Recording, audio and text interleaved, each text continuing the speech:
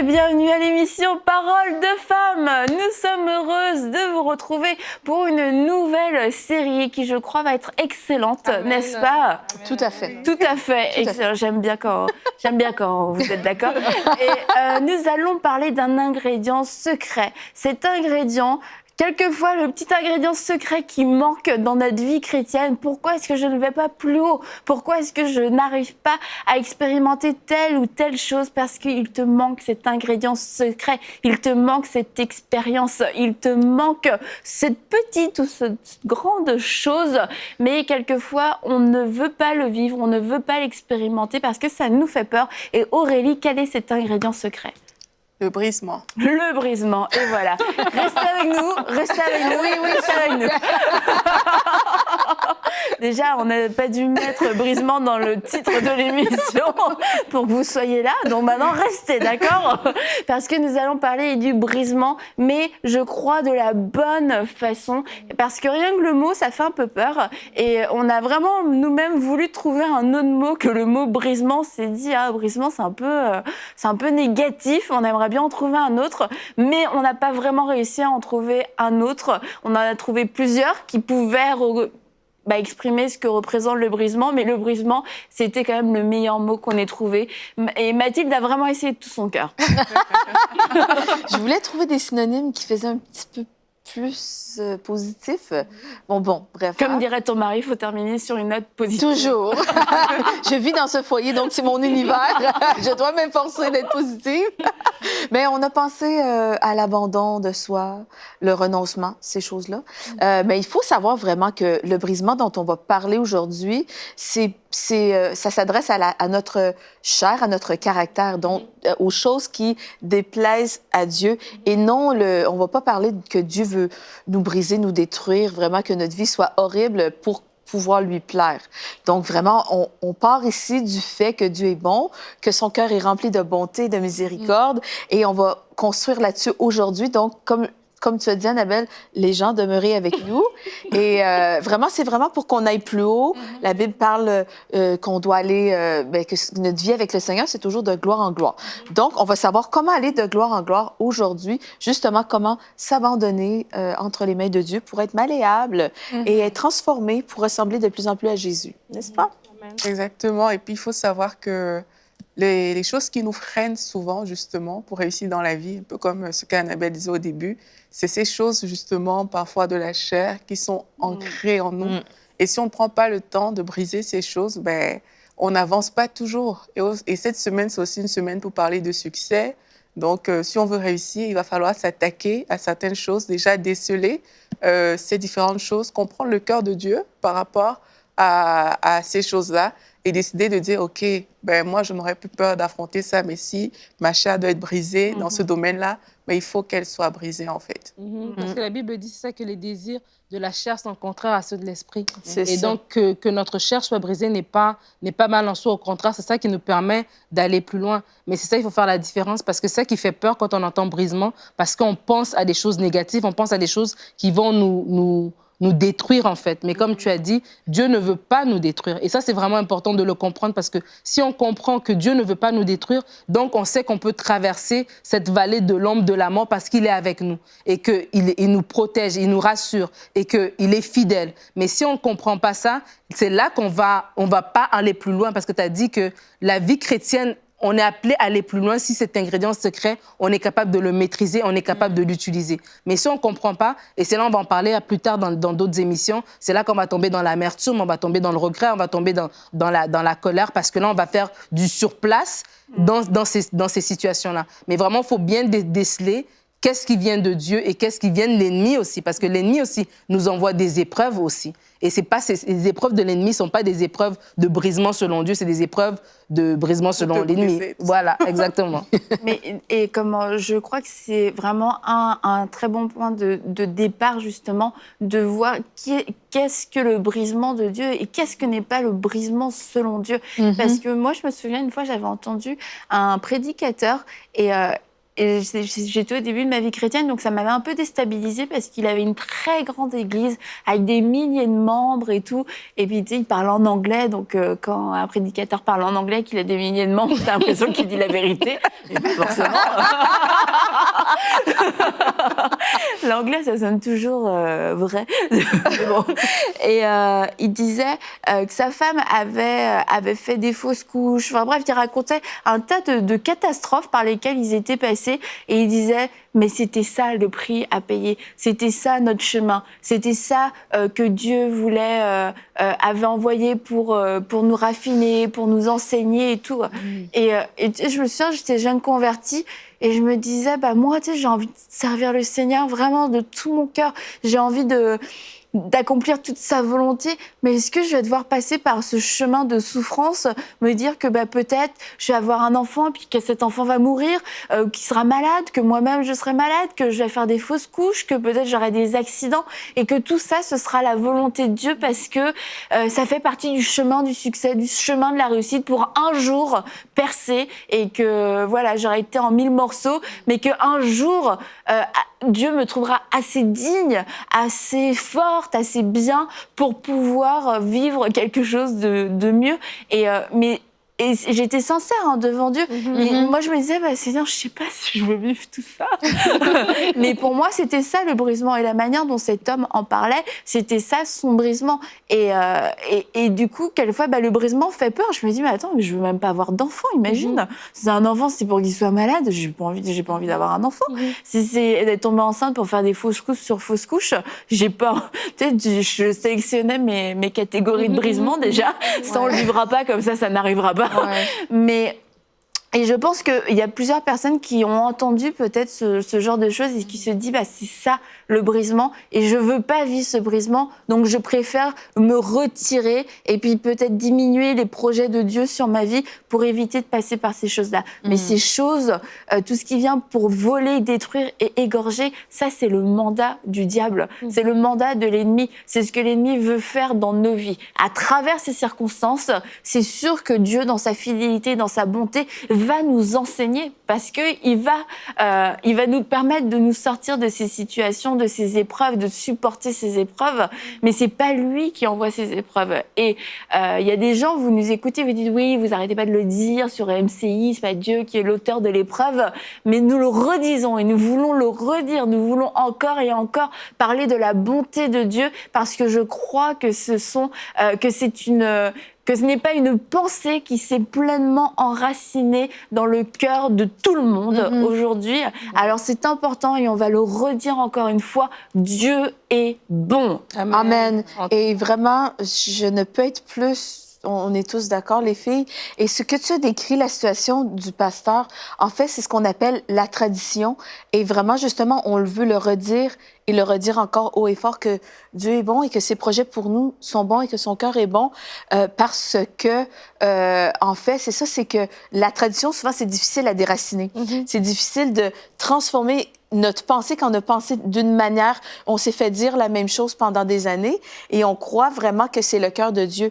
Mais en fait, justement, Jean 10:10 nous dit que l'ennemi vient dérober, il vient voler, il vient égorger, il vient détruire. Ça, c'est la description des œuvres du diable. Mais Jésus est venu pour nous donner la vie et la vie en abondance. Et c'est aussi simple que ça. Le diable est méchant et Dieu est bon. Et le brisement de Dieu dont on veut parler aujourd'hui, c'est vraiment c'est ce qui va nous raffiner notre caractère. Donc, si nous passons à travers la maladie, si nous passons à travers une faillite, une dépression, des choses comme ça, ce n'est pas l'œuvre de Dieu. Ceci dit, ma perspective, si je comprends que le cœur de Dieu est bon, que son cœur est extrêmement miséricordieux, je vais pouvoir dire, eh bien, à travers cela, je vais essayer de tirer les leçons que Dieu peut me donner à travers ça, mais je sais que ça ne vient pas de lui, mais je vais quand même prendre cette opportunité pour grandir, parce que, je ne sais pas si Annabelle, si tu as ce verset, mais j'ai pas la référence, mais la parole, c'est la parole qui nous enseigne, c'est elle qui nous corrige, qui nous exhorte, qui nous construit, et c'est pas les épreuves. Donc, vraiment, ça, c'est le cœur de Dieu, et Dieu va nous enseigner par sa parole, il va pas nous enseigner par le cancer, il ne va pas nous enseigner par un accident de voiture, ni notre enfant qui décède, ni ces choses-là. Oui, puis la Bible dit que Jésus est venu pour détruire l'emprise du diable. En fait. Amen. Donc, Voilà. il ne peut pas être venu pour détruire l'emprise du diable et utiliser les éléments du diable dans la vie des personnes. Tellement logique. Ça, c'est vraiment non-sens. Oui. Donc, vraiment, là, c'est assez clair. Jésus est venu sur la terre, parce que comme le verset aussi que tu as cité, Matthieu, Jean 10, 10, le voleur, il vient, son travail, c'est de voler, dérober, détruire. Dans la vie des personnes qui nous écoutent, vous allez dire peut-être, bon, on ne m'a rien volé, mais si vous êtes malade, c'est votre santé qu'on est en train de voler. Si vous avez des difficultés à différents niveaux, on a parlé des enfants qui meurent, la stérilité, etc., c'est un vol de l'ennemi, en fait.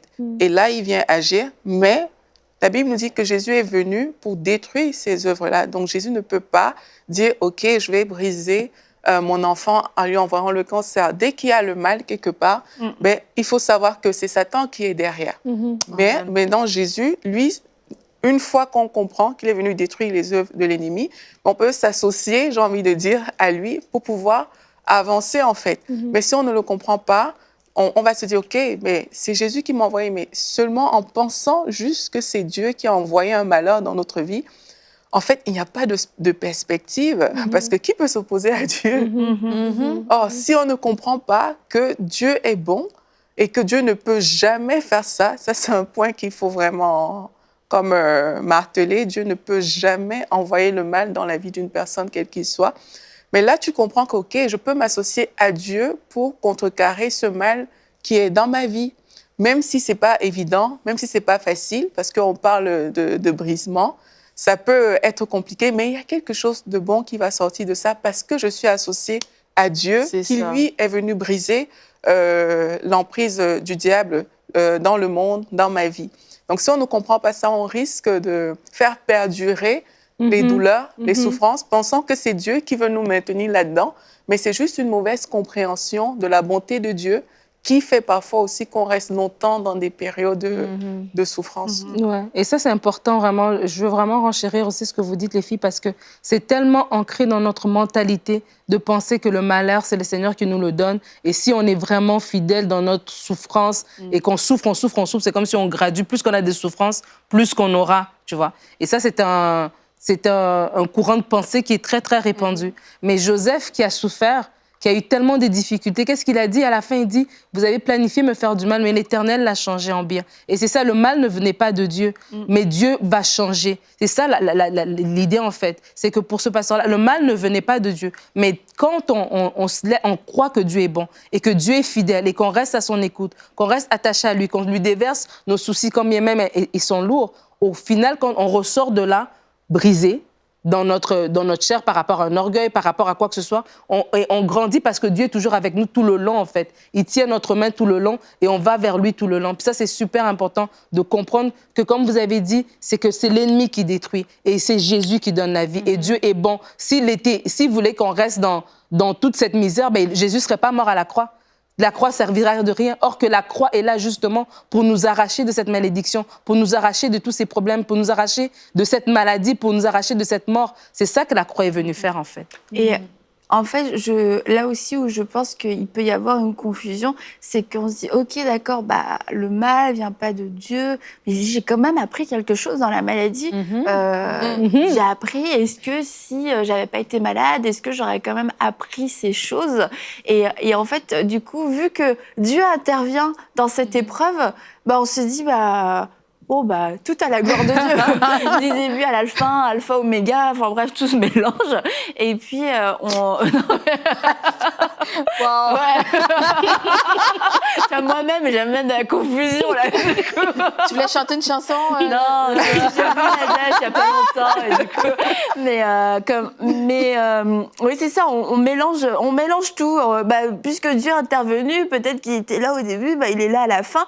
Mais c'est comme un dossier qui a changé de main. Et si mettons quelqu'un qui est accusé, il va au tribunal, la partie qu'il accuse, c'est la partie qu'il accuse, ça reste la partie qui accuse. Et on se retrouve là, on est accusé, on est jugé, mais la décision est transmise à un juge et le juge déclare autre chose sur notre vie. Le juge a cette puissance et cette autorité de nous innocenter. Et là, qu'est-ce qu'on va dire? Merci à vous de m'avoir accusé. Grâce à vous, j'ai été innocentée. C'est pas eux qui t'ont innocenté. Eux, ils t'ont juste accusé. Et il y a quelqu'un qui a déclaré qu'on était juste et innocent, qui a déclaré que l'acte qui avait été rédigé contre nous est déchiré et effacé. Et c'est pas la même personne, c'est pas les mêmes parties. Il y a les accusateurs et il y a le juge, il y a le défenseur, il y a notre avocat. Et ce sont deux parties, deux royaumes totalement différents. Donc il faut savoir, voilà, ça, la bombe, elle venait de là, mais quelqu'un d'autre s'en est occupé. Et c'est pas tout le monde qui s'en est mêlé. Et en fait, quelquefois, la confusion, elle vient de là parce qu'on se dit, j'ai quand même appris quelque chose. Dieu a quand même fait quelque chose. Alors, est-ce que ce serait pas lui? Non, Dieu a transformé le mal en bien. C'était là pour te détruire, mais Dieu, dans sa bonté, il a intervenu. Mais c'est pas lui qui l'a fait, ni qui a initié cette attaque. Oui, Annabelle, j'arrive parce que... Oui, pourquoi? Moi, quand j'ai donné ma vie à Dieu, comme je t'ai déjà dit, j'ai eu beaucoup de difficultés. Et à la fin, justement, je disais, je comprends pourquoi je devais passer par là. Ça m'a permis de m'attacher à Dieu, etc. Et c'est une réflexion qu'on peut effectivement faire comme ça, à la va-vite. Mais en fait, quand tu as été brisé, comme on est en train de parler du brisement, en fait, ce qu'il faut saisir vite, vraiment très vite, pour que ça ne... dure pas. Pour qu'on ne s'éternise pas là-dedans, c'est qu'il faut vite saisir la valeur de Dieu dans ce qu'on est en train de traverser, en fait. Si on ne saisit pas la valeur de Dieu dans ce qu'on est en train de traverser, on va justement penser ça, que, OK, vu que j'apprends des choses, c'est qu'il y a des choses que Dieu voulait m'enseigner, mais comme Mathilde l'a dit, Dieu n'enseigne pas en nous envoyant la maladie, Dieu nous enseigne par sa parole, il nous enseigne pas par le malheur. Et dans le brisement aussi, quand on passe ces périodes-là, il faut très, très vite s'appuyer sur Dieu. Parce que c'est sûr que quand tu vas t'appuyer sur Dieu, en sachant qu'il n'est pas l'auteur, comme on a dit, mais les choses seront différentes, en fait. Là, tu vas commencer à apprendre de la situation, mais parce que tu t'appuies sur Dieu. Pas parce que la situation doit t'enseigner quelque chose. C'est parce que Dieu est là. Et Dieu commence à t'enseigner dans cette situation que, regarde, ça, c'est une attaque de l'ennemi. Exerce ta foi. Tu vas grandir dans la foi. Dieu va t'apprendre, mais sois peut-être persévérant. Tu vas grandir dans la persévérance. Peut-être telle personne en face te fait du mal, etc. Aime cette personne. Tu vas grandir dans ce processus-là. Mais toutes ces choses, comme Annabelle, tu le disais, c'est pas Dieu qui te les envoie, mais Dieu, il t'enseigne des choses parce que tu as décidé de t'appuyer sur lui, en fait. Et c'est ce qu'il faut comprendre de prime abord. Franchement, si on comprend pas ça vite, on va recevoir des choses, se dire, mais Dieu, il veut peut-être que je passe par là parce que derrière ça, telle porte va s'ouvrir dans ma vie. Non. Dieu, il veut pas que tu passes par là. Tu n'es pas obligé de passer par là si tu vas apprendre des choses. Mais tu es obligé, par contre, de t'appuyer sur Dieu si tu vas apprendre des choses, si tu veux grandir dans ta vie, si tu veux avoir le succès. Tu es obligé de t'appuyer sur Dieu, en fait. Et c'est le chemin de l'appui sur Dieu qu'on doit accepter de prendre lorsqu'on vit des situations de brisement. Oui, comme tu dis, Aurélie, vraiment la rapidité par laquelle je vais traverser cette chose. Et traverser, c'est un mot-clé parce que souvent, on demeure, on installe notre tente dans le désert et les gens disent « Dieu m'a envoyé dans le désert ». Mais Dieu nous amène justement, le psaume 23 nous dit qu'il nous conduit dans de verts pâturages et il restaure notre âme. Le psaume 91 dit aussi qu'aucun malheur ne nous arrivera et toute arme forgée contre moi est nulle et sans effet. Ça, c'est dans Isaïe 54. Donc, c'est tous des versets, entre autres, qui nous montrent vraiment que l'ennemi va venir contre nous, mais comme tu dis, Aurélie, si je connais les armes, si je connais la parole, j'ai besoin d'être ancrée dans la parole pour que la tradition soit tassée et mise de côté et que je puisse laisser place à la pensée de Dieu. Des fois, on se laisse vraiment juste enseigner, on se laisse dire des choses sans aller voir vraiment ce que la parole de Dieu dit et on se trompe d'ennemi. Et aujourd'hui, je veux vraiment parler aux gens qui croient vraiment qu'ils sont malades, qui traversent une épreuve absolument horrible, vraiment extrêmement difficile et vraiment ne vous trompez pas d'ennemi parce que l'ennemi de nos âmes, vraiment l'ennemi de votre âme, c'est le diable.